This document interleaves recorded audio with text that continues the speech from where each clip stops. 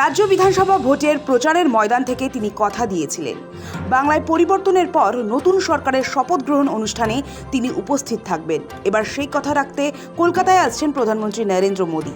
পশ্চিমবঙ্গের প্রথম বিজেপি মুখ্যমন্ত্রীর শপথ গ্রহণ অনুষ্ঠানে যোগ দিতে শনিবার সকালে কলকাতায় আসছেন মোদী। অনুষ্ঠানে প্রধানমন্ত্রীর পাশাপাশি উপস্থিত থাকবেন কেন্দ্রীয় স্বরাষ্ট্রমন্ত্রী অমিত শাহ। গত 14 মার্চ ব্রিগেডের মাঠ থেকেই রাজ্যে পরিবর্তনের ডাক দিয়ে নির্বাচনী দামামা বাজিয়েছেন তিনি। কাকতালীয়ভাবে সেই ব্রিগেড ময়দানেই শনিবার বাংলার প্রথম বিজেপি সরকারের মুখ্যমন্ত্রী ও মন্ত্রিসভার শপথ গ্রহণ অনুষ্ঠানে প্রধান অতিথি হিসেবে থাকছেন মোদী। তার এই সফরকে কেন্দ্র করে ইতিমধ্যেই শহর জুড়ে নিরাপত্তার চাদর বিছিয়ে দিয়েছে প্রশাসন। প্রধানমন্ত্রীর সময়সূচি অনুযায়ী শনিবার সকাল 8:05 নাগাদ দিল্লির পালম বিমানবন্দর থেকে বায়ুসেনার বিশেষ বিমানে মোদী রওনা দেবেন। কলকাতা বিমানবন্দরে তার নামার কথা সকাল 10:25। সেখান থেকে আর দেরি না করে হেলিকপ্টারে চড়ে তিনি পৌঁছবেন আরসিটিসি হেলিপ্যাডে।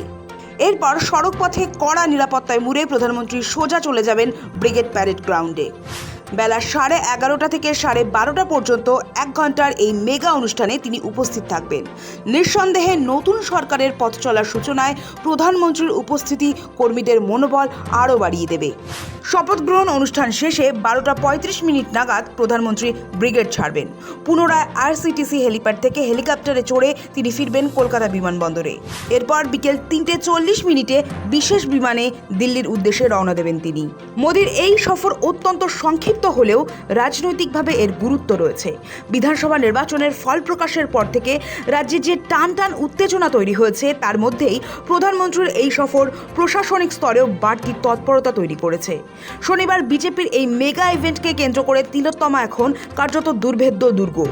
বিজেপি নেতৃত্বের দাবি, এই জয় বাংলার মানুষের জয় এবং প্রধানমন্ত্রী নিজে উপস্থিত থেকে সেই জয়ের মর্যাদা রক্ষা করতে আসছেন।